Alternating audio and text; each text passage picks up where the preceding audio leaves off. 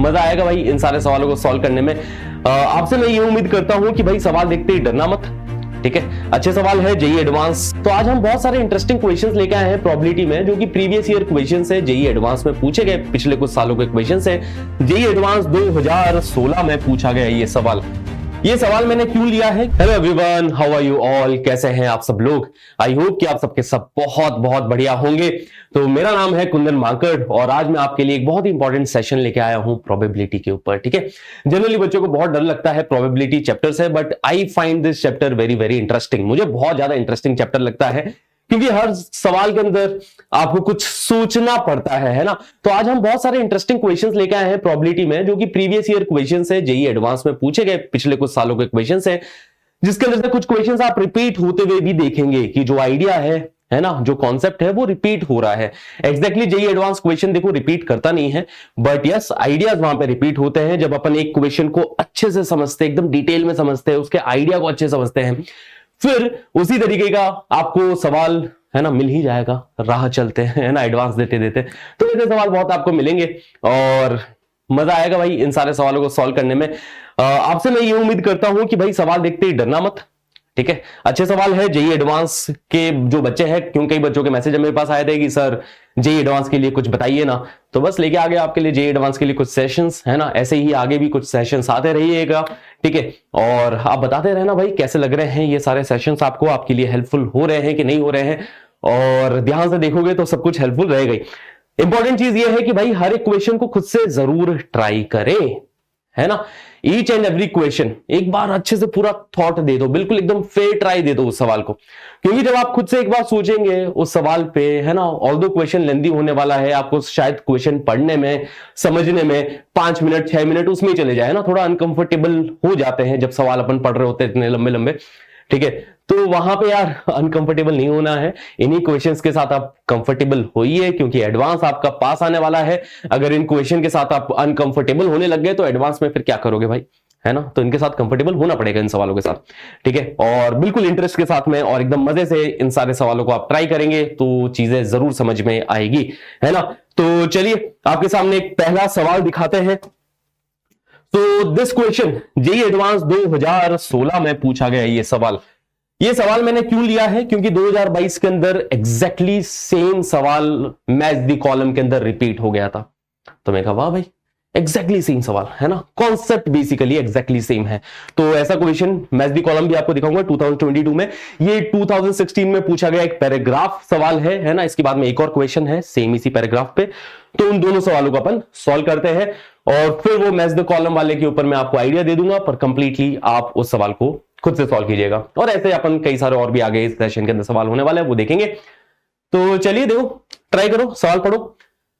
So football teams T1 and T2 have to play 2 games against each other, है ना। दो team है भाई, T1 T2, नाम बड़ा प्यारा रखा गया है उन दोनों टीम्स का। तो ये दोनों आपस में 2 गेम्स खेल रहे हैं ना, 2 गेम्स, 2 राउंड ऑफ गेम्स हो रहे हैं, ठीक है। हो सकता है पहले में T1 जीत जाए, दूसरे में T2 जीत जाए, है ना। हो सकता है पहले में T1 जीत जाए, दूसरे में टाई हो जाए, है ना। तो ये पॉसिबिलिटी, कुछ पॉसिबिलिटी अपने को समझ में आ रही है।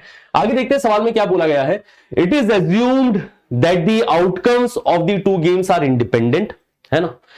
The probability of T1 winning, drawing and losing a game against T2 is 1/2, 1/6 and 1/3, है ना। T1 की जो विनिंग की प्रोबेबिलिटी है ना, कि T1 जीत जाएगा 1/2 की प्रोबेबिलिटी के साथ में, है ना, for T1। ये किसकी probability?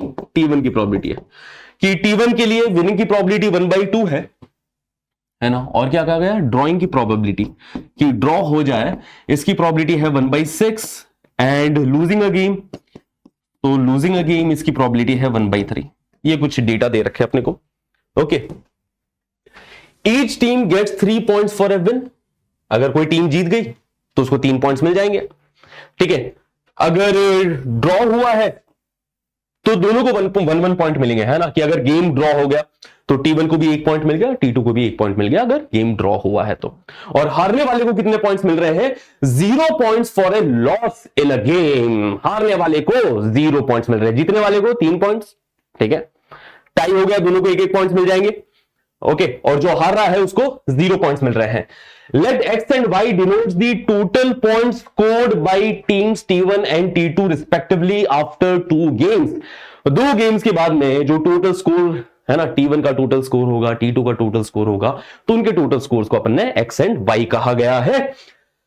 Then probability that x is greater than y, probability हमें निकालनी है ना, कि probability that x is greater than y, मतलब अपन क्या चाह रहे हैं कि भाई जो T1 टीम है उसके पॉइंट्स ज्यादा रहे हो, 2 गेम्स के बाद में T1 के पॉइंट्स ज्यादा रहे हो। तो क्या कर सकते हैं अपन, क्या सोचा जा सकता है? ये सोचा जा सकता है कि भाई दोनों गेम्स जीत गई हो T1, है ना, T1 अगर दोनों गेम्स जीत गई, विन विन आ गया T1 के रिस्पेक्ट में, सारी बातें मैं लिख रहा हूं कि T1 या तो दोनों गेम्स जीत जाए, ठीक है, T1 या तो दोनों गेम्स जीत जाए, कितने पॉइंट्स मिल जाएंगे? 3 + 3 6 पॉइंट्स मिल गए उसको, और T2 क्या 0 पॉइंट्स, है ना, तो x ग्रेटर देन y है, T1 के पॉइंट ज्यादा है। या फिर ऐसा हो जाए कि भैया एक गेम जीत जाए, पहला गेम सपोज T1 जीता, दूसरा वाला गेम टाई हो गया, है ना, पहला वाला गेम T1 को जिता दिया, दूसरा वाला गेम टाई हो गया, तो पहला वाला गेम जीता T1 तो उसको 3 पॉइंट्स मिल गए, T2 को 0 मिला, और दूसरे में दोनों को 1-1 मिल गया, तो अभी भी T1 तो आगे चल रहा है ना, है ना, T1 तो अभी भी वर्ल्ड कप जीत रहा है ना भाई। ओके, या फिर ऐसा हो जाए पहला वाला टाई, दूसरा वाला विन। ओके, टाई नहीं हो सकता, क्योंकि अगर TT हुआ तो दोनों को 1-1 पॉइंट मिल गए, दोनों के पॉइंट जो हो गए वो बराबर हो गया।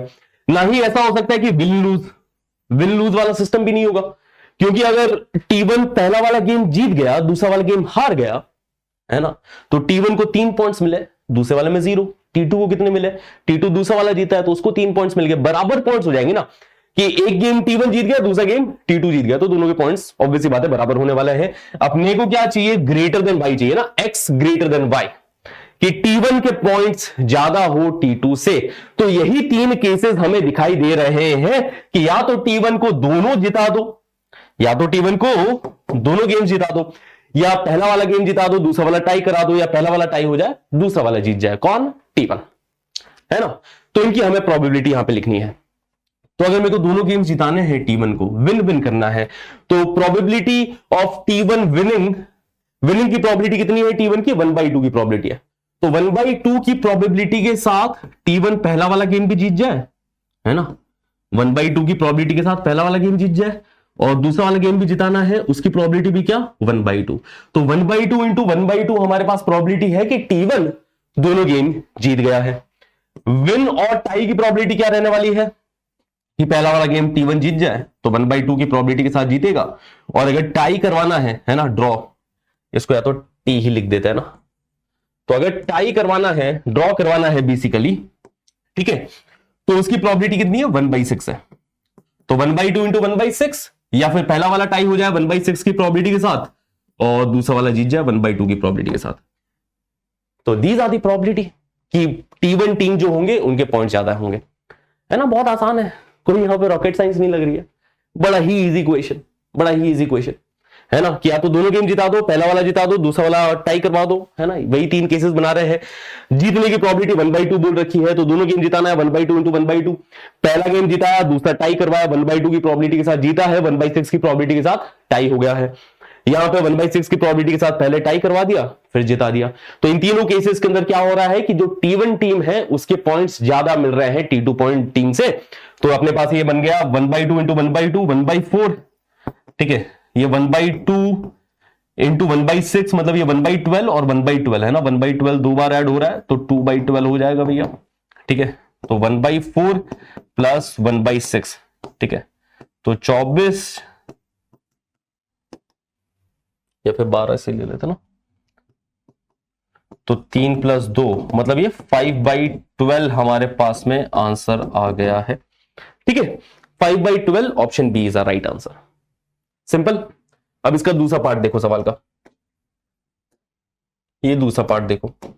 तो इन सारे सवालों पे एक बार थॉट लगाना। अब इस दूसरे वाले पार्ट पे भी यहां पे एक अच्छा बच्चा क्या करेगा कि जिसको खुद से सोचना है वो इस वीडियो को पॉज करेगा, इधर पॉज करके इस वीडियो पे थोड़ा सा थॉट लगाएगा, इस सवाल से लड़ेगा, है ना।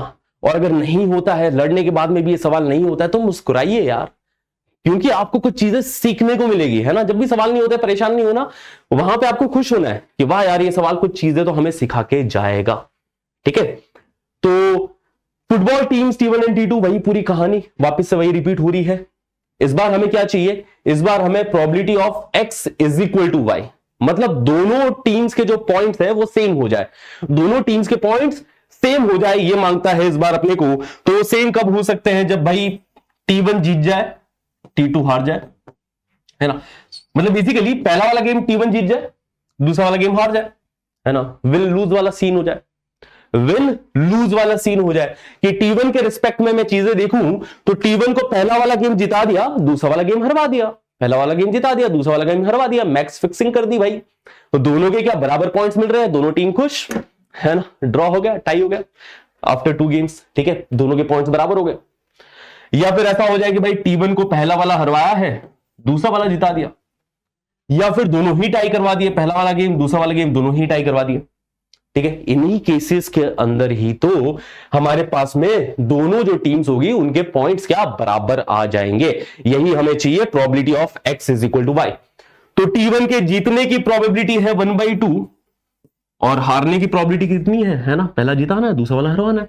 लूज की प्रोबेबिलिटी कितनी है भाई, लूज की प्रोबेबिलिटी 1/3 है, तो 1/2 इंटू 1/3, ठीक है, प्लस पहला वाला लूज करवाना है 1/3, दूसरा वाला जिताना है इंटू 1/2, फिर दोनों टाई करवाना है ना। टाई करवाने की प्रोबेबिलिटी कितनी है 1/6, तो 1/6 इंटू 1/6, ठीक है, पहला वाला भी टाई करवाना है, दूसरा वाला भी टाई करवाना है। इन सबको ऐड कर दो, हमारा आंसर हमारे सामने प्रकट हो जाएगा। तो ये 1/6 हो गया, 1/6 हो गया, 2/6 हो गया, 2/6 इज 1/3 प्लस ये 1/36, तो ये 13/36 बनते हुए दिखाई दे रहा है, 13/36 which is option C. Option C हमारा सही जवाब, ठीक है। चलिए अब आपको एक दिखाता हूं प्रीवियस ईयर क्वेश्चन, 2022 एडवांस में पूछा गया यही पैराग्राफ क्वेश्चन, जिसने वो वाला सवाल किया ना, अभी ये पिछले 2 सवाल कर लिए थे, वो कब के थे, 2016 के थे, राइट, है ना, 2016 लिखा होता है इसमें, ठीक है, 2016 के ये सवाल थे। सेम टू सेम आइडिया के ऊपर रिपीट हो गया 2022 के अंदर ये question, same to same idea. Question पढ़ लो जरा अच्छे से, कुछ भी डिफरेंट नहीं है। तो अगर कोई बच्चा उस 2016 वाले सवाल को करके गया होगा, अच्छे से करके गया होगा, है ना। सवाल अच्छे से करने का मतलब ये नहीं है कि तुमने सॉल्यूशन देख लिया, तुमने बहुत अच्छे सवाल कर लिया, इसका मतलब ये नहीं है। सवाल अच्छे से करने का मतलब है कि सवाल तुमने खुद से किया है, सॉल्यूशन देखा, सॉल्यूशन समझ लिया, फिर बाद में वापस से जीरो से स्टार्ट करो, है ना, फिर से वापस से जीरो से स्टार्ट करके उस क्वेश्चन को बिल्ड करो, क्वेश्चन को अच्छे से समझो, फाइनल आंसर तक पहुंचो, तब माना जाएगा कि सवाल तुमने खुद से किया है। क्योंकि एक बार अगर तुमने सवाल खुद से कर लिया वो हमेशा याद रहेगा, है ना। यही बातें तो आगे जाके याद आती है कि तुमने 2-4 बार ट्राई किया, गलत ट्राई हुआ, फिर सही हुआ, सही तरीके से क्वेश्चन को समझे, फिर वो हमेशा दिमाग में चिपक जाता है भाई। ओके, तो चलिए इस क्वेश्चन को भी चिपकाओ फिर दिमाग में फटाफट से। तो probability of x2 greater than और इक्वल टू y2, सवाल की पूरी कहानी ये है कि 2 players P1 and P2 play a game against each other. In every round of the game, each player rolls a fair die once where the 6 faces of the die have 6 distinct numbers, है ना, ludo खेल रहे हैं basically, है ना, कि भाई वो डाई देखिए, लूडो वाली डाई देखिए तुमने, 1 2 3 4 5 6 नंबर्स लिखे रहते हैं। Let x and y denote the reading on the die rolled by P1 and P2 respectively. If x greater than y, then P1 score 5 points, है ना, कि जैसे भाई P1 P2 दोनों गेम खेल रहे, अगर P1 का नंबर ज्यादा आ गया, है ना, उसने डाई थ्रो करी, उसका नंबर ज्यादा आ गया, ठीक है, तो उसको 5 पॉइंट्स मिल जाएंगे, समझ लो। तो if x greater than y, then P1 score 5 points, P2 score 0 points, है ना, जिसके ज्यादा नंबर आया उसको 5 पॉइंट मिल जाएंगे, दूसरे वाले को 0 पॉइंट मिलेंगे। If x is equal to y, दोनों के सेम भी तो आ सकते हैं भाई, है ना, दोनों के 6 6 बन गए, दोनों के 4 4 बन गए, दोनों के 3 3 आ गए। तो अगर दोनों के नंबर सेम आ गए तो दोनों प्लेयर्स को 2 पॉइंट्स दे दिए जाएंगे। If x less than y, है ना, तो P1 score 0 point, P2 score 5 point, ठीक है, कि अगर P2 का भाई नंबर बड़ा है तो P2 को 5 पॉइंट्स मिल जाएंगे, P1 को 0 पॉइंट्स मिलेंगे, और वही सारी कहानी, ठीक है। तो ये बातें हैं। Let xi and yi be the total score of P1 and P2 respectively after playing the ith round. तो x2 का मतलब क्या हुआ, x2 का मतलब कि 2 राउंड खेलने के बाद में जो टोटल पॉइंट्स आ रहे हैं।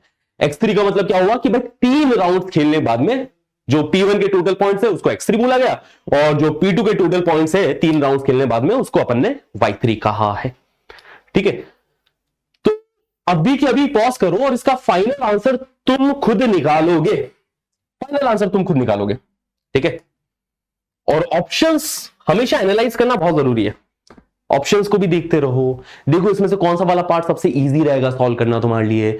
सबसे इजी वाला पार्ट मेरे ख्याल से ये रहेगा, probability of x2 greater than y2, है ना। x2 greater than y = y2 के अंदर केसेस थोड़े बढ़ जाएंगे, x2 ग्रेटर देन y2 ये सबसे इजी रहेगा। x3 मतलब 3 राउंड्स का अपने को बिल्कुल, है ना, 3 राउंड्स आपके बारे में अपने को पूरी चीजें लिखनी है, तो ये थोड़ा सा मुश्किल रहेगा, बट सबसे आसान मेरे को ये लग रहा है x2 ग्रेटर देन y2। पहले देखते हैं कि भाई ये किसके साथ क्लिक कर रहा है। सेकंड के लिए क्या बता रखा है, सेकंड के लिए r, सेकंड के लिए r, यहां पे भी सेकंड के लिए r, सेकंड के लिए r, चार ऑप्शन में ही दे दिया। सेकंड का आंसर इन्होंने रिवील कर दिया भाई, सेकंड का आंसर क्या रिवील कर दिया, r ही है ना। क्योंकि देखो ना चारों ऑप्शन के अंदर 2 का r, 2 का r, सेकंड का r, सेकंड का r, है ना। सेकंड का आंसर इन्होंने रिवील कर दिया कि कितना है, 5/16 है। बाकी प्रॉपर्ली सॉल्व करें तो प्रॉपर्ली सॉल्व भी कर सकते हैं। 5/16 कैसे निकालेंगे भाई, कि 2 राउंड्स के बाद में हम चाहते हैं कि P1 का जो स्कोर है वो ज्यादा रहे P2 से, तो ऐसा हो सकता है कि भाई पहले राउंड के बाद में, है ना, सेकंड के लिए अगर अपन सॉल्व करें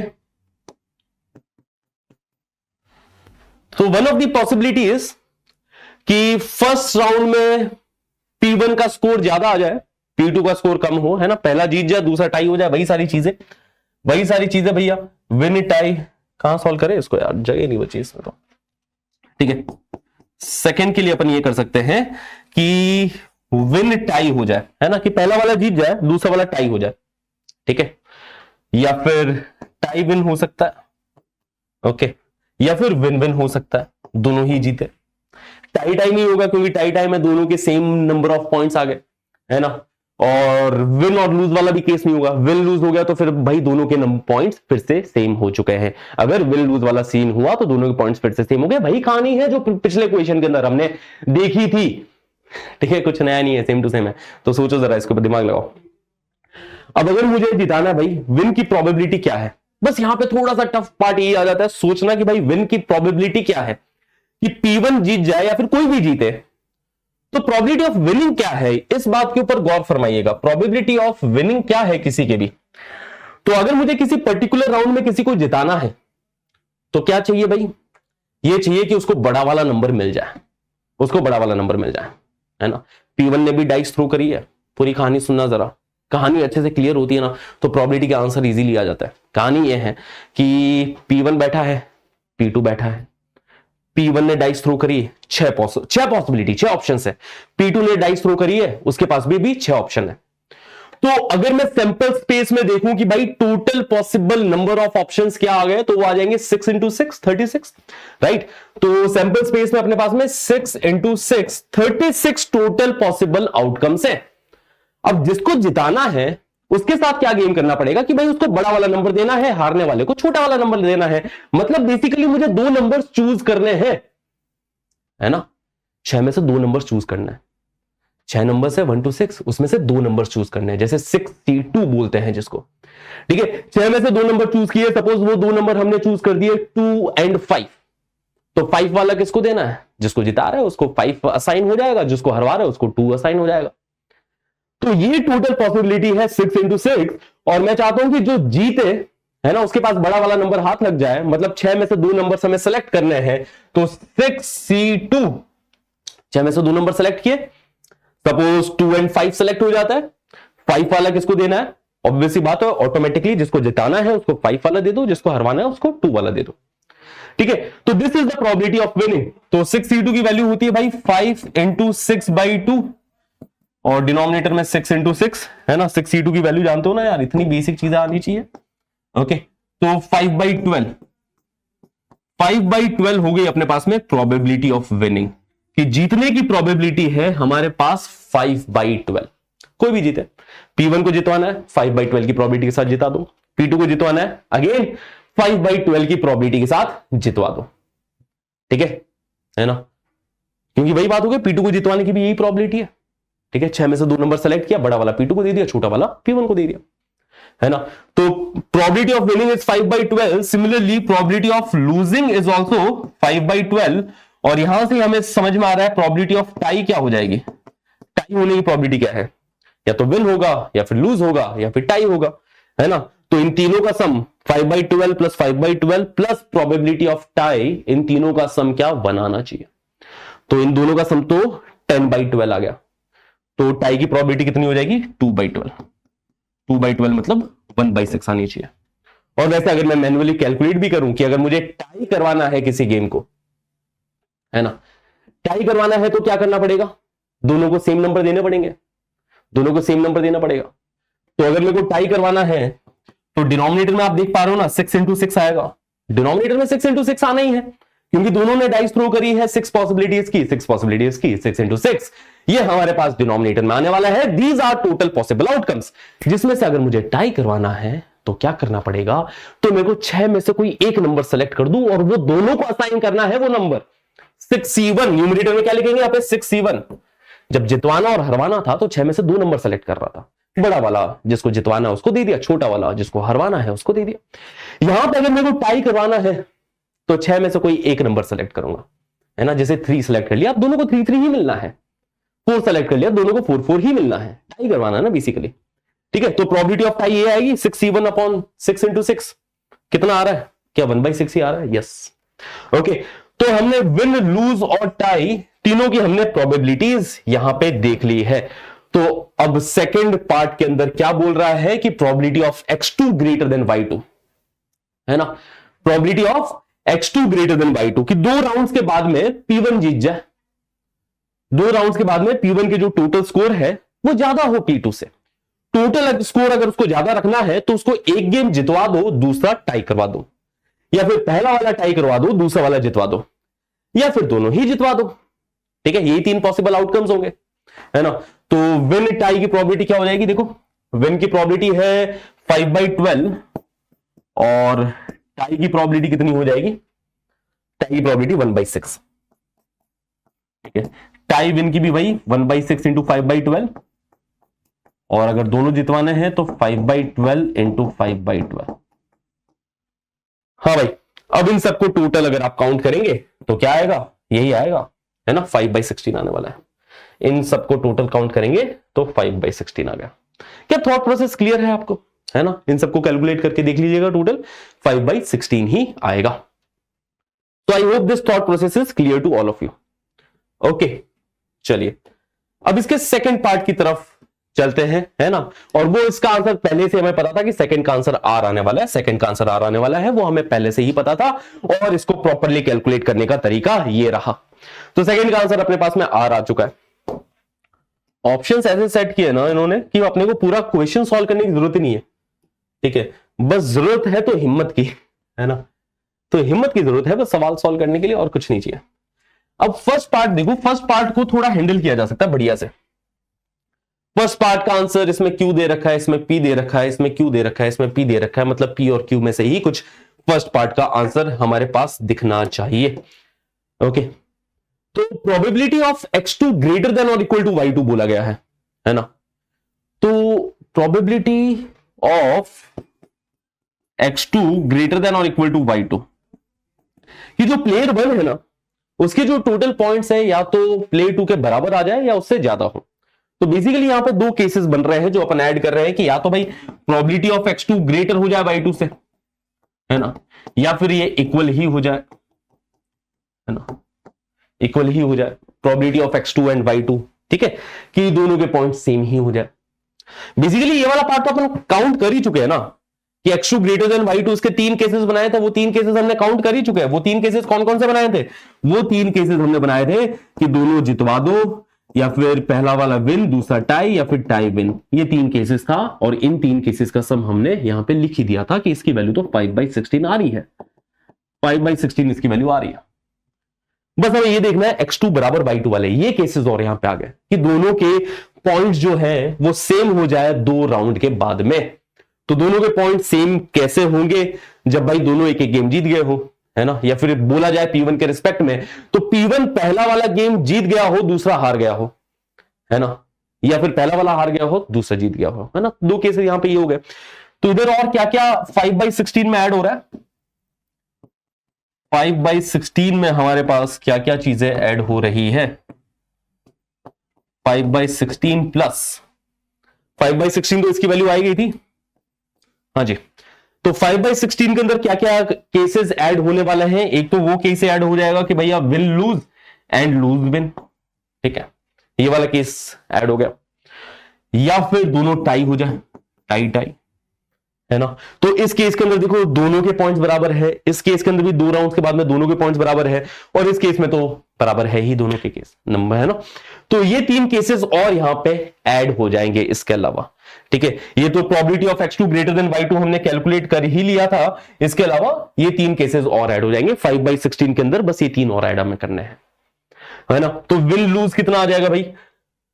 तो विन की प्रोबेबिलिटी 5/12, लूज की प्रोबेबिलिटी भी 5/12, तो यहां पे 5/12 का स्क्वायर, ठीक है, प्लस लूज विन, यहां पे भी भाई 5/12 का स्क्वायर, प्लस टाई टाई, है ना, टाई टाई की प्रोबेबिलिटी 1/6 इंटू 1/6, ये हमें कैलकुलेट करना है, ये 5/16 के अंदर ऐड करना है। तो ये करेंगे तो हमारे पास आ जाएगा अपना फाइनल आंसर, ठीक है। तो हमारे पास आंसर आना चाहिए किसमें से? P एंड Q में से, ऑप्शन P या Q में से कोई एक आंसर इन दोनों में से मिलना चाहिए। तो बस कैलकुलेशन वाला पार्ट बचा है, यहां पे कैलकुलेशन कर देते हैं थोड़ी सी।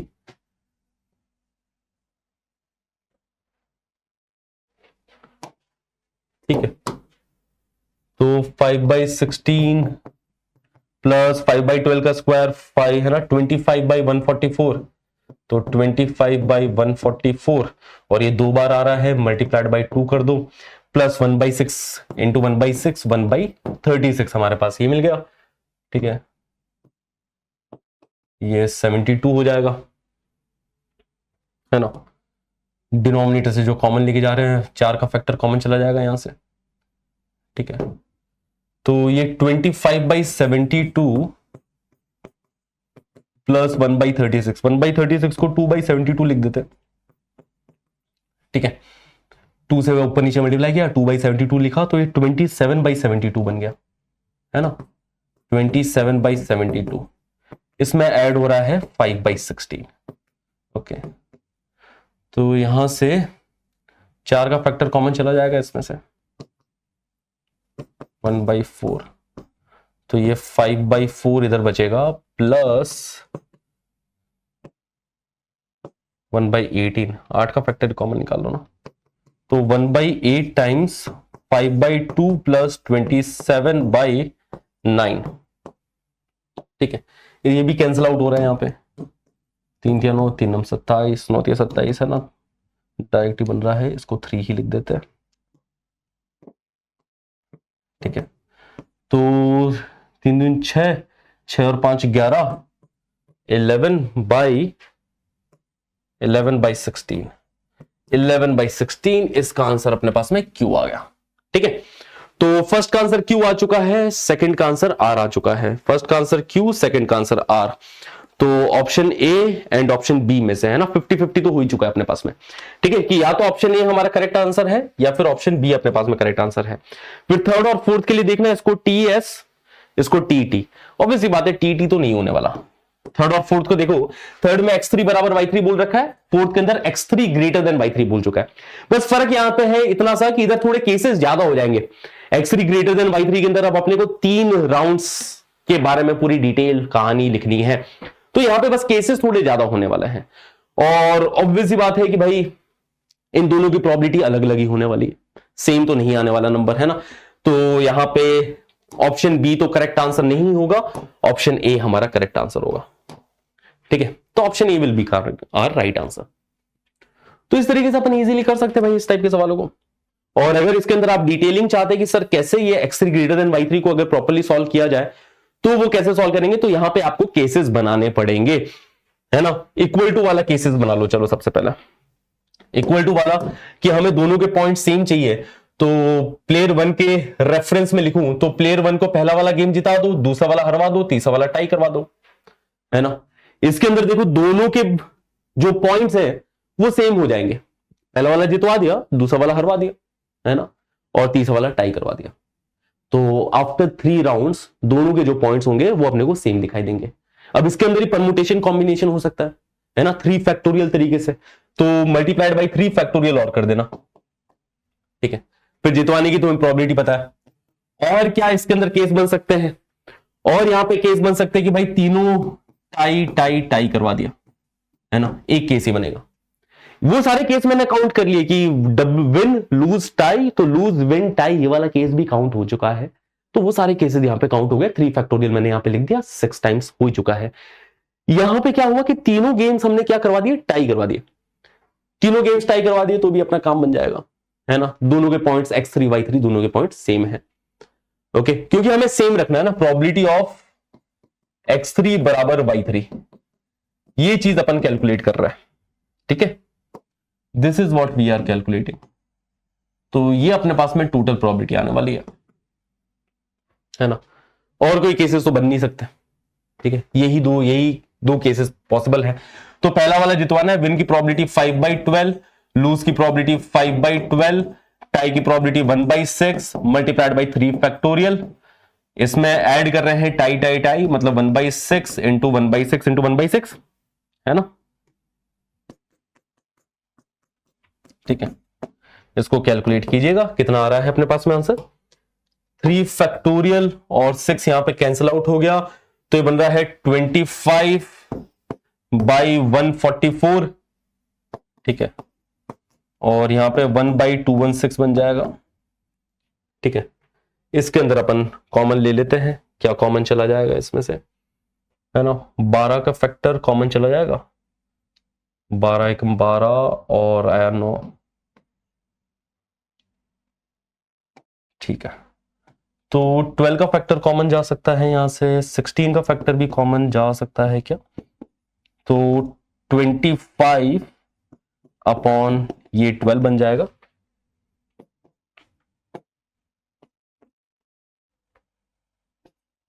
ठीक है। तो 1/12 25/12 प्लस 1/80, इसको आप कैलकुलेट कीजिएगा, आपके पास फाइनल आंसर आना चाहिए कि थर्ड का आंसर टी आना चाहिए ना, थर्ड का आंसर टी, ये आ जाएगा अपने पास में 355 अपॉन 864, ठीक है। क्लियर है बचा बाटी इतनी बातें, हाँ जी बच्चों, तो आई होप कि इतनी बातें आपको एकदम क्लियर होगी अच्छे से। अच्छा, इसका आंसर क्या होगा ना, x3 इक्वल टू y3, हाँ T, this will be our answer for this question. तो इसको कैलकुलेट करके देखिएगा, इसको 6 का फैक्टर और कॉमन ले लो, कैलकुलेट कर लो, कैलकुलेट करके देख लो, मैंने देख रखा है, आप भी देख लीजिए, ठीक है ना। तो ये कैलकुलेशन जरूर कर लेना, तो थर्ड का आंसर टी आ जाएगा। और रही बात की फोर्थ पार्ट को कैसे सॉल्व करें, वैसे तो समझ में आ रहा है कि ऑप्शन ए हमारा करेक्ट आंसर होगा, तो इसके आगे फोर्थ को सॉल्व करने की जरूरत है नहीं, ठीक है। इनफैक्ट थर्ड और फोर्थ को सॉल्व करने की जरूरत नहीं थी, बस फर्स्ट और सेकंड को सॉल्व करते पूरा क्वेश्चन खत्म था, क्योंकि ऑप्शन इतने प्यारे इन्होंने सेट कर रखे हैं। बट अगर फोर्थ को सॉल्व करना हुआ कि probability of x3 greater than y3, है ना, कि 3 राउंड्स के बाद में p1 के जो पॉइंट्स है वो ज्यादा हो, तो वो कैसे कैसे हो सकता है, यहां पे क्या क्या केसेस बनेंगे, या तो उसको तीनों राउंड्स जितवा दो, विन विन विन, ठीक है, या तो ये कर लो, है ना, और या फिर ऐसा करो कि भाई 2 राउंड जितवाया, 1 राउंड हरवा दिया, विन विन लूज वाला सीन हो गया इसके साथ, है ना, कि 2 राउंड जितवाया 5/12 और 1 राउंड हरवा दिया।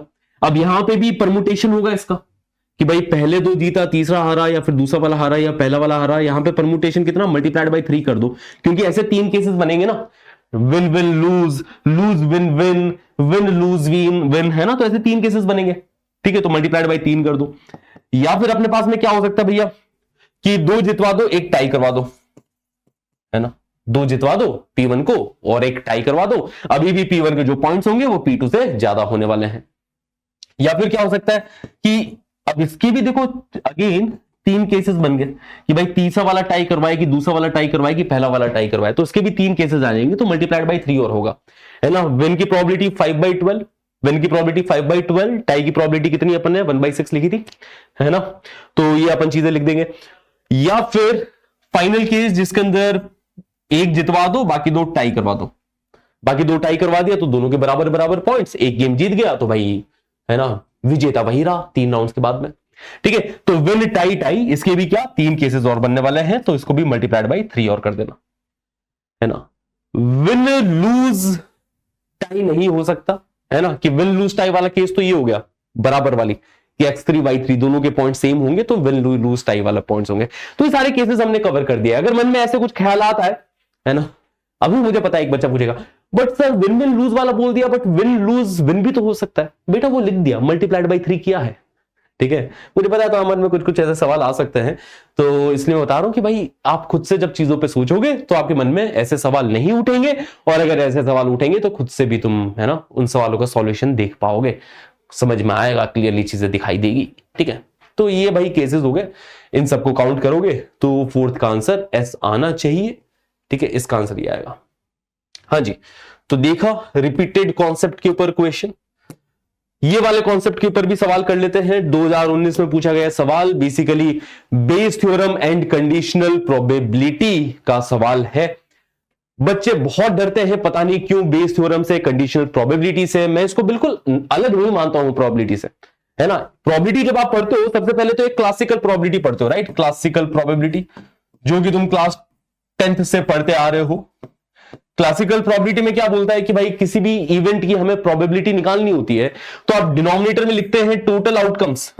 डिनोमिनेटर में क्या लिखते हैं?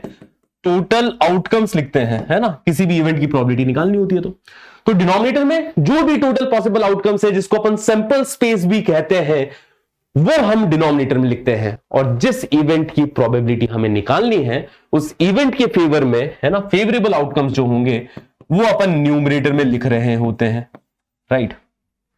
This is what classical probability is. Conditional probability भी यही है। कंडीशनल प्रोबेबिलिटी क्या होती है कि probability of A by B, ऐसा पूछा जाए। इसका मतलब क्या हुआ कि अगर इवेंट बी हो चुका है तो अब इवेंट ए के होने की प्रोबेबिलिटी क्या होगी, that is basically probability of A by B. इसको अपन ऐसा भी लिखते हैं कि probability of A given B has happened, ठीक है। कि अगर बी हो चुका है ना, जो डिनोमिनेटर में लिखा है वो वाला इवेंट हो गया, तो न्यूमरेटर में जो इवेंट है उसकी प्रोबेबिलिटी होने की क्या है। तो इसके अंदर अब जब हमारे पास टोटल आउटकम्स आते हैं ना, टोटल आउटकम्स हम लिखते हैं कि भाई कौन सा इवेंट हुआ है, जो इवेंट हो चुका है वो कितने तरीके से हो सकता है, ठीक है। तो इसके अंदर अपन लिखते हैं टोटल पॉसिबल वेज, ठीक है, total possible ways in which B can happen. और इसी चीज को अपन मैथमेटिकली इस तरीके से लिख सकते हैं कि number of outcomes in favour of event B, ठीक है। डिनोमिनेटर में अपन क्या लिख रहे हैं? Number of outcomes in favour of event B. यहां पे क्लासिकल प्रोबेबिलिटी में क्या लिख रहे थे? Number of outcomes in sample space, total possible outcomes कितना है वो यहां पे क्लासिकल प्रोबेबिलिटी में अपन डिनोमिनेटर में लिख रहे थे। यहां पे अपन डिनोमिनेटर में क्या लिख सकते हैं कि total possible ways in which event B can happen, कि बी कितने तरीके से हो सकता है, क्योंकि वो हो चुका है, जो हो चुका है वो लिखना है कि भाई ये इतने तरीके से हो सकता है। अब अपने को कैलकुलेट करनी है प्रोबेबिलिटी ऑफ ए। अब इसमें से ए कितने तरीके से हो सकता है ना, अब इसमें से ए कितने तरीके से हो सकता है वो अपन न्यूमरेटर में लिखते हैं। तो ये आपने फॉर्मूला देखा भी होगा कंडीशनल प्रोबेबिलिटी का, जिसको कि अपन प्रोबेबिलिटी के टर्म्स में ले जाके ऐसा भी लिख सकते हैं, डिनोमिनेटर में प्रोबेबिलिटी ऑफ बी, न्यूमरेटर में probability of A intersection B. यही सारी कहानी बेस थ्योरम की भी कहानी है। बेस थ्योरम के अंदर भी क्या होता है, बेस थ्योरम में आपको एक आउटकम बता देता है कि भाई ये चीज हो चुकी है ना, रेड बॉल आ गई, क्या प्रोबेबिलिटी है कि वो भाई बॉक्स 1 से आई होगी। इस टाइप के सवाल तुमने देखे होंगे कि 3 बॉक्सेस दे दिया और हर बॉक्स के अंदर कुछ कुछ बॉल्स है, ठीक है। आपको बोल दिया कि भाई हम रैंडमली किसी बॉक्स को सेलेक्ट कर रहे हैं, उसमें से कोई बॉल निकाल रहे हैं, and suppose the outcome is red ball, कि रेड बॉल हमारे पास में आउटकम आ गया। अब क्या प्रोबेबिलिटी है कि वो रेड बॉल बॉक्स 1 से ही आई होगी, है ना। इस टाइप के सवाल बनते हैं। तो अपन डिनोमिनेटर में उसमें क्या लिख रहे होते हैं? डिनोमिनेटर में अपन लिखते हैं कि भाई कितने तरीके से रेड बॉल आ सकती है, वो डिनोमिनेटर में अपन लिखते हैं, है ना। फिर न्यूमरेटर में उसमें से वो पार्ट लिखते हैं जिसके अंदर बॉक्स 1 से रेड बॉल आ गई हो, है ना। यही तरीका, यही आइडिया अपन यूज कर रहे होते हैं बेस थ्योरम में, कंडीशनल प्रोबेबिलिटी में, क्लासिकल प्रोबेबिलिटी में। तो प्रोबेबिलिटी भाई एक ही है, ये अलग अलग नहीं है, ये सारे टॉपिक्स, ठीक है, एक ही है। और प्रोबेबिलिटी से सिंपल टॉपिक नहीं है कोई। अगर इस टॉपिक की फील आ जाए बढ़िया से ना, डिटेल में पढ़ लिया जाए इस टॉपिक को शुरू से लेकर एंड तक, तो इससे आसान टॉपिक नहीं है कोई, ठीक है। चलिए इस क्वेश्चन को सॉल्व करते हैं। There are 3 bags B1, B2, B3 हमें बता रखा है। The bag B1 contains 5 red, 5 green. B2 contains 3 red, 5 green. B3 के अंदर कुछ कुछ है। Bags B1, B2, B3 have probabilities 3/10, 3/10 and 4/10 respectively of being chosen. है ना। इनके चूज होने की प्रोबेबिलिटी भी लिख रखी है कि बैग 1 के चूज होने की प्रोबेबिलिटी 3/10 है, बैग 2 को मैं सेलेक्ट करूं इसकी प्रोबेबिलिटी भी 3/10 है, बैग 3 को सेलेक्ट करने की प्रोबेबिलिटी 4/10 है। ठीक है, अब bag is selected at random and ball is chosen at random from the bag. तीनों में से किसी बैग को मैंने रैंडमली सेलेक्ट किया, उसमें से एक बॉल निकाली। Then which of the following options is are correct? Option A देखते हैं, probability that chosen ball is green given that. हाँ जी, ठीक है, एक बार ट्राई कर लेना इस पूरे सवाल को अच्छे से, और जो मैं आपको थॉट प्रोसेस दे रहा हूं वो थॉट प्रोसेस अच्छे से समझना, ताकि बेस थ्योरम, कंडीशन, प्रोबेबिलिटी, इन सब के अंदर आप ये थॉट प्रोसेस अच्छे से आजमा सको, है ना। तो थॉट प्रोसेस क्या है? थॉट प्रोसेस बेटा ये है, हमेशा फोकस करो गिवन दैट वाले पार्ट पे। गिवन दैट मतलब कि जो इवेंट हो गया है, डिनोमिनेटर में क्या लिखना है इसको फिगर आउट करो सबसे पहले, है ना। सबसे पहले क्या आपने को फिगर आउट करना है कि डिनोमिनेटर में क्या लिखने का है, और डिनोमिनेटर में क्या लिखने का है? जो हो चुका है इवेंट। जो इवेंट हो चुका है वो कितने तरीके से हो सकता है भाई? अब हमारे टोटल आउटकम्स हो गए। अब हमारा टोटल आउटकम सैंपल स्पेस नहीं है ना। अब हमारा टोटल आउटकम सैंपल स्पेस नहीं है, अब हमारा टोटल आउटकम्स है जो इवेंट हो चुका है। ठीक है, तो probability that chosen ball is green given that selected bag is B3। Already बता दिया कि भैया B3 सेलेक्ट हो गया, given that selected bag is B3। Already बता दिया B3 सेलेक्ट हो गया। कैसे हुआ, क्या हुआ, किस प्रोबेबिलिटी से सेलेक्ट हुआ, इस चीज पे हमें गौर नहीं फरमाना है। हमें पता है कि भाई B3 सेलेक्ट हो गया, है ना। B3 ही हमारी बैगवती है भैया, B3 सेलेक्ट हो चुकी है ना। B3 बैग सेलेक्ट हो चुका है। B3 बैग अगर सेलेक्ट हो गया तो क्या प्रोबेबिलिटी है कि हम ग्रीन बॉल चूज कर ले उसमें से? तो मैं कहा B3 बैग को अगर देखा जाए तो B3 बैग के अंदर क्या है सिनेरियो? ठीक है, B3 contains 5 red and 3 green.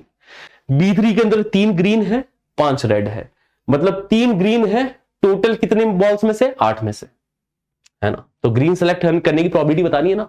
B3 को ऑलरेडी हमने सेलेक्ट कर ही लिया, अब B3 के अंदर से हमें ग्रीन बॉल निकालनी है, उसकी प्रोबेबिलिटी हो जाएगी 3/8।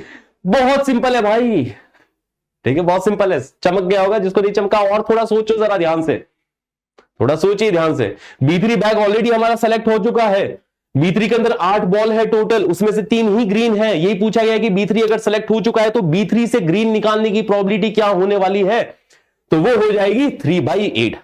तो ऑप्शन ए में कोई बुराई नहीं है, ऑप्शन ए बिल्कुल करेक्ट है ना। करेक्ट ही पूछा गया है। कई बार ऐसा खेल जाता है, which of the following option is are incorrect पूछ लेते हैं, ठीक है। तो ऐसा कई बार खेलते भाई, बहुत ज्यादा खेलते हैं ना। तो ध्यान रखिएगा जो एडवांस का पेपर देने जा रहे हैं। Probability that selected bag is B3 given that, है ना। फोकस किस पे करना है? गिवन दैट पे पहले फोकस करना है। Given that the chosen ball is green. Already बता दिया हमें कि जो चूज करी गई है बॉल, वो ग्रीन बॉल हमने चूज करी है। पहले अपन उसके ऊपर फोकस करेंगे, पार्ट बी के ऊपर, ठीक है। पार्ट बी क्या बोल रहा है कि क्या प्रोबेबिलिटी है, डिनोमिनेटर में क्या लिखना है अपने को? प्रोबेबिलिटी ऑफ, डिनोमिनेटर में हमें लिखना है ग्रीन बॉल सेलेक्ट हो चुकी है। गिवन दैट पे फोकस कीजिएगा। Given that the chosen ball is green, तो ग्रीन बॉल हमने चूज कर ली है, ठीक है। तो बेसिकली डिनोमिनेटर में अपन यही चीज लिखने वाले हैं, प्रोबेबिलिटी ऑफ ग्रीन बॉल की, ग्रीन बॉल चूज करने की प्रोबेबिलिटी क्या है। फिर पूछा क्या गया है कि that the selected bag is B3। अगर ग्रीन आ चुकी है तो क्या प्रोबेबिलिटी है कि वो ग्रीन बॉल B3 से ही आई होगी। तो डिनोमिनेटर में मैं लिखूंगा कि ग्रीन कैसे कैसे आ सकती है, प्रोबेबिलिटी ऑफ ग्रीन बॉल क्या है। न्यूमरेटर में क्या लिखूंगा कि भाई जो ग्रीन बॉल है वो बैग कौन से बैग से आनी चाहिए? B3 से आनी चाहिए। तो न्यूमरेटर में यहां पे probability of B3 intersection green ball की, B3 से ग्रीन निकालने की प्रोबेबिलिटी न्यूमरेटर में लिखने वाला हूं कि B3 सेलेक्ट हो जाए, उसमें से ग्रीन निकल आए, ठीक है।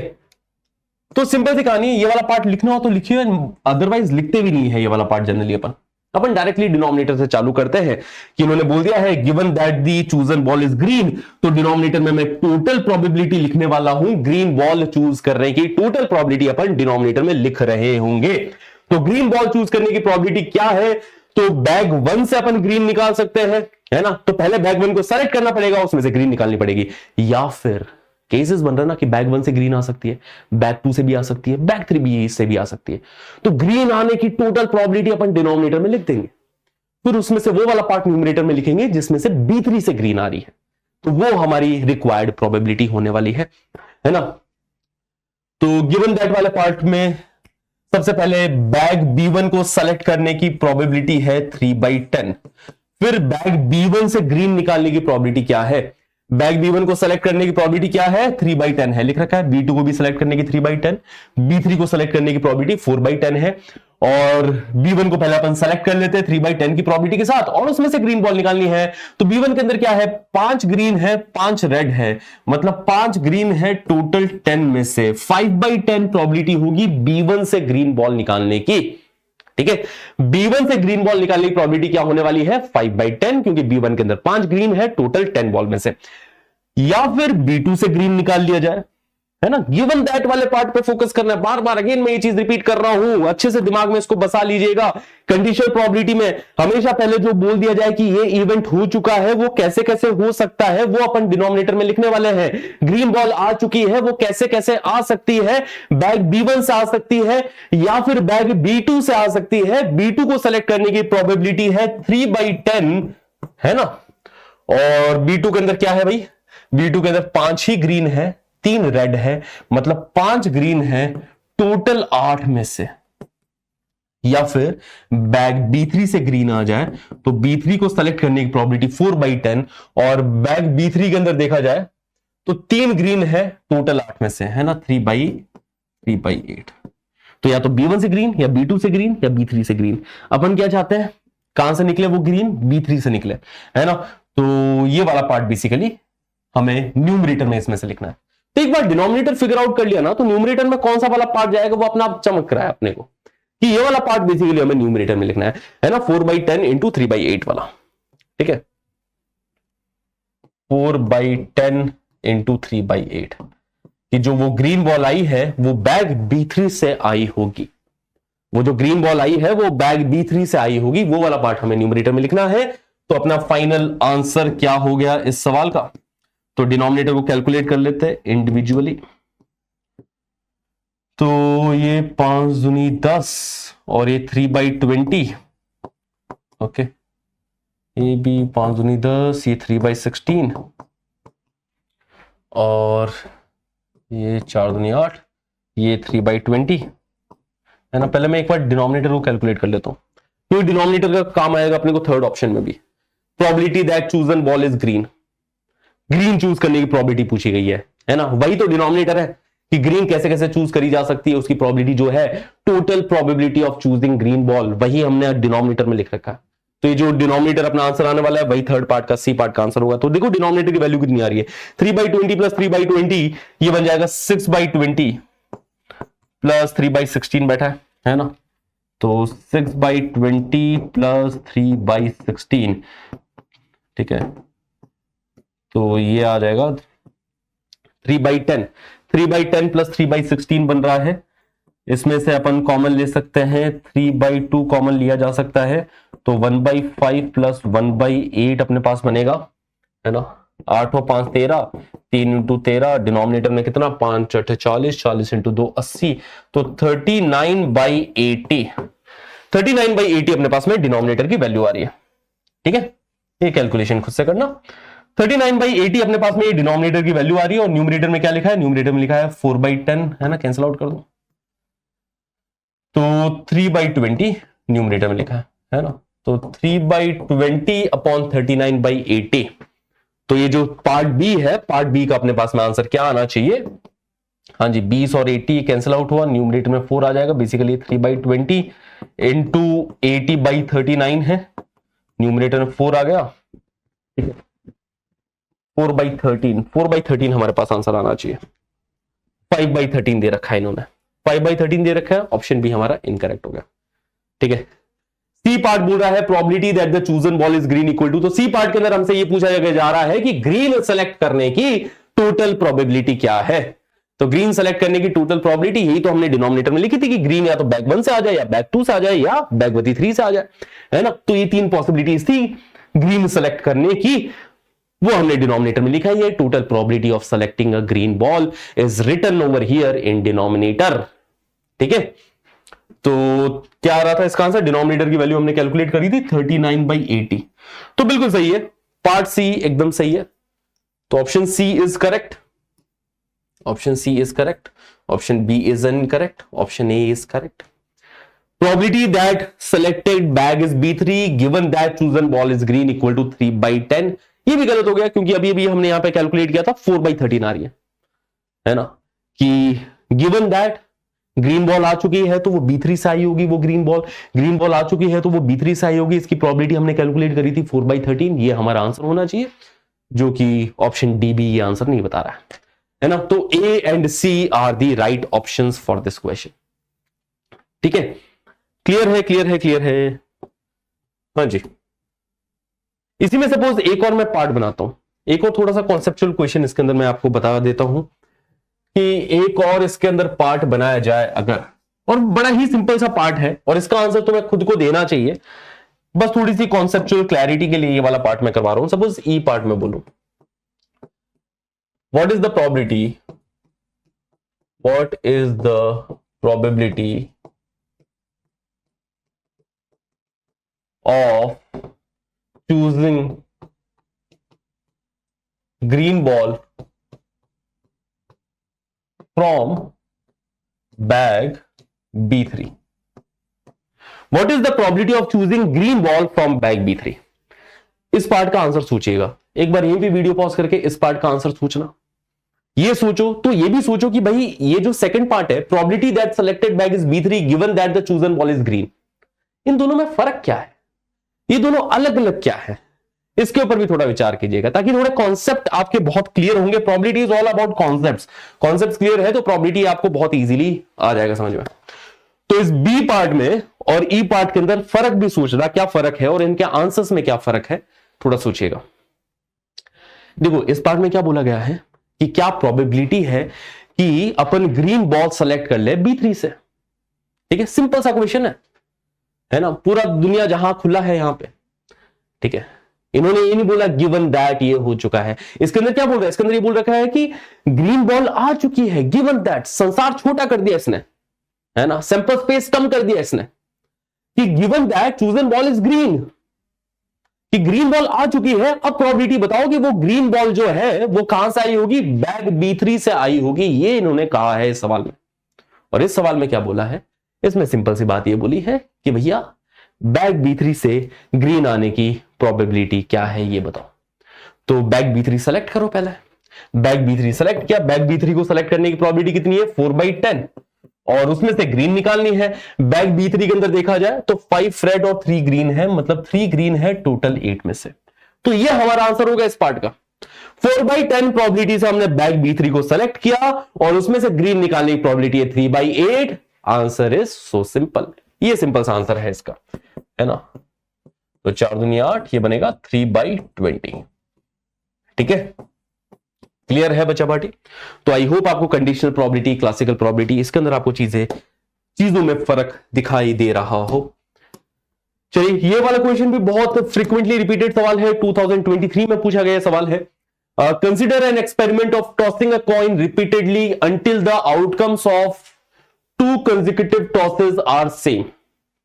ठीक है, गेम अपन क्या कर रहे हैं, गेम ये है कि एक कॉइन लिया, एक कॉइन को टॉस करते जा रहे हैं। गेम कहां खत्म हो जाएगा, जब कंसेक्यूटिव, है ना, एक के बाद एक 2 टॉसेस का आउटकम सेम आ जाए। जैसे टेल आ गया, गेम वही खत्म, या हेड आ गया कंटिन्यूस, तो गेम वही खत्म। गेम कब तक चलता रहेगा, जब तक हेड टेल ये चल रहा है तब तक गेम चलता चला जाएगा।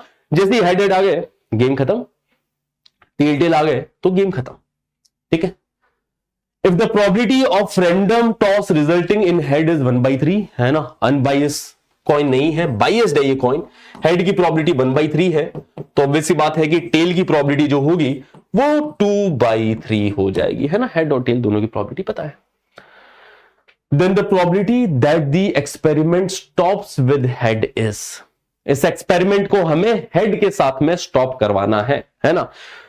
तो क्या क्या केसेस होंगे, अब यहां पे देखो इस टाइप के सवाल होते हैं इनफाइनाइट सीरीज वाले सवाल। अगर फील आ रही हो आपको, किसी को सवाल पढ़ के सोच के अगर आपने इतना सोच लिया कि कुछ तो इनफाइनाइट सीरीज टाइप बनने वाली है, तो आप एकदम सही सोच रहे हैं।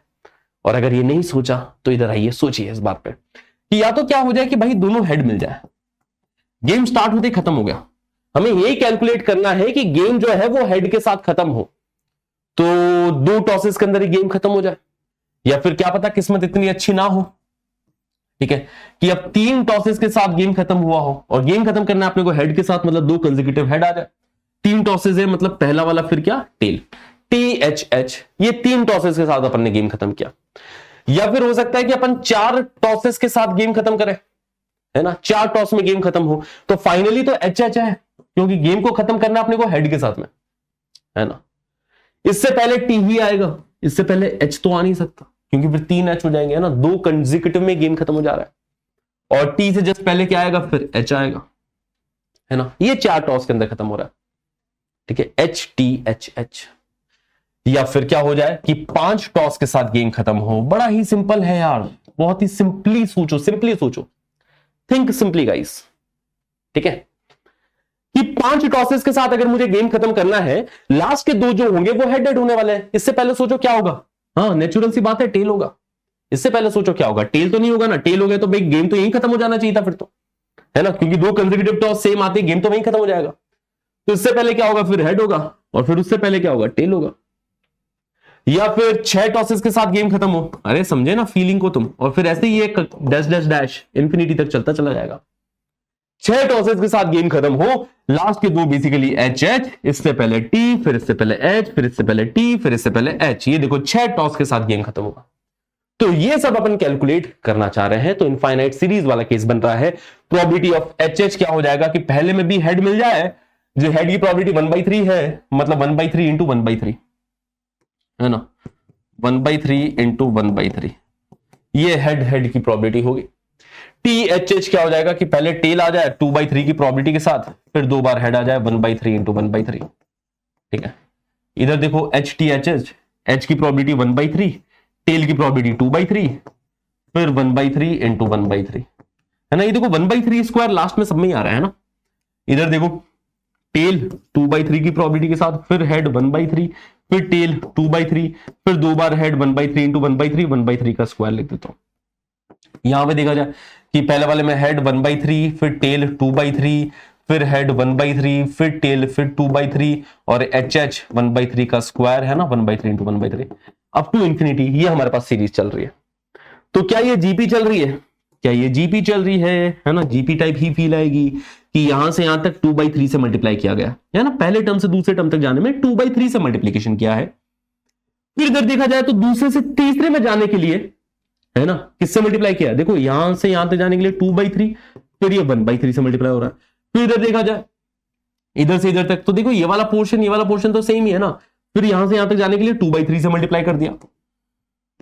तो ये जीपी भी कुछ प्रॉपर जीपी टाइप तो नहीं चल रहा कि 2/3 से फिर 1/3, फिर 2/3, फिर 1/3, ऐसे मल्टीप्लीकेशन अपने पास में देखने को मिल रहा है ना। तो ऐसा तो कोई फॉर्मूला है नहीं जीपी का।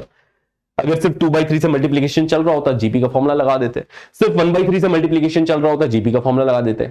यहां पे क्या करोगे, कैसे कैलकुलेट करोगे सीक्वेंस को, अरे बहुत सिंपल आइडिया कि तुम एक टर्म छोड़ के एक टर्म देखो, यहां पे 2 डिफरेंट जीपी दिखने वाली है तुम्हें, है ना। एक तो ये वाली जीपी होगी कि ये वाली टर्म, इसको छोड़ के ये वाली टर्म, फिर ये वाली टर्म, है ना। एक जीपी ये मिलेगी आपके पास में, ठीक है।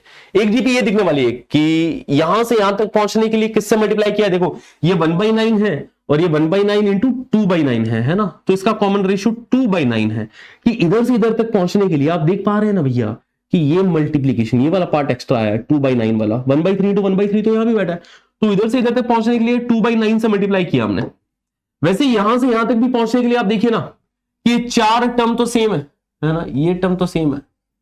ये फिर से देखो यहां से यहां तक पहुंचने के लिए 2/9 से मल्टीप्लाई किया गया, ठीक है। तो इधर से इधर तक पहुंचने के लिए 2/9, इधर से इधर तक का भी जो कॉमन रेशियो है वो 2/9। एक एक टर्म छोड़ के अपने पास में जीपी दिखाई दे रही है ना। तो 2 अलग अलग जीपी के अंदर ब्रेक करो। तो अगर मैं इस वाली जीपी का सम देखूं तो इस वाली जीपी का सम क्या हो जाएगा, a/1 - r, इनफाइनाइट जीपी है, इनफाइनाइट जीपी का सम a/1 - r, जिसके अंदर फर्स्ट टर्म a हो गई है 1/9 upon 1 minus the common ratio, first term a upon 1 minus the common ratio, common ratio कितना है 2/9 है, 1 माइनस 2/9। तो ये रही इस जीपी का सम। एक और जीपी दिखने को मिल रही है, ये वाली जीपी, ठीक है। ये टर्म यहां से यहां तक पहुंचने के लिए सोचो जरा किससे मल्टीप्लाई किया गया है, किस फैक्टर से मल्टीप्लाई हुआ है यहां से यहां तक पहुंचने के लिए? 2/3 इंटू 1/3 इंटू 1/3, 2/3 इंटू 1/3 इंटू 1/3, ये वाला पार्ट कॉमन है। 2/9 से मल्टीप्लाई होते हुए दिख रहा है। फिर से देखो 2/3 इंटू 1/3, यहां से यहां तक पहुंचने के लिए 2/9 से मल्टीप्लीकेशन दिख रहा है अपने को। तो इसका भी जो कॉमन रेशियो है वो है 2/9। तो ये भी एक जीपी है, इनफाइनाइट जीपी, जिसकी फर्स्ट टर्म कितनी है? फर्स्ट टर्म है ये 2/27। फर्स्ट टर्म ये 1 minus the common ratio. Common ratio यहां पे 2/9 हमें फिर से देखने को मिल रहा है। ठीक है, तो ये 1/9 अपॉन 7/9, 1/9 अपॉन 7/9, 1/7 ये मिल गया अपने पास। और ये 2/27 और डिनोमिनेटर में, हाँ जी, डिनोमिनेटर में अपने पास में 7/9 बन रहा है। 9 ऊपर चला गया, 9 27। तो 2/3 इंटू 1/7, 1/7 कॉमन लिया अगर, तो 1/7 टाइम्स 1 प्लस 2/3, हाँ जी, तो 5/3, 1/7 इंटू 5/3। ठीक है, तो 5/21 हमारा फाइनल आंसर होने वाला है इस सवाल का। Option B is the right answer for this question. हाँ जी बच्चावाड़ी, क्लियर है?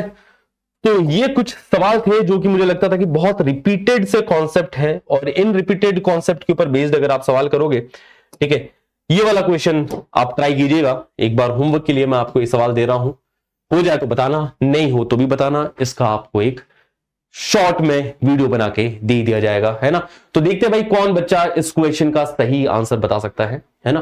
कंडीशनल प्रोबेबिलिटी के ऊपर सवाल है, तो जो कंडीशनल प्रोबेबिलिटी हमने समझी है, सीखी है, उसको अप्लाई करो इस सवाल पे। थोड़ा सा लेंथी चला जाता है ये क्वेश्चन, बट है बहुत ही आसान है। कंडीशनल प्रोबेबिलिटी का सवाल है, सिंपल सा। ठीक है, हमेशा गिवन दैट पे फोकस करना।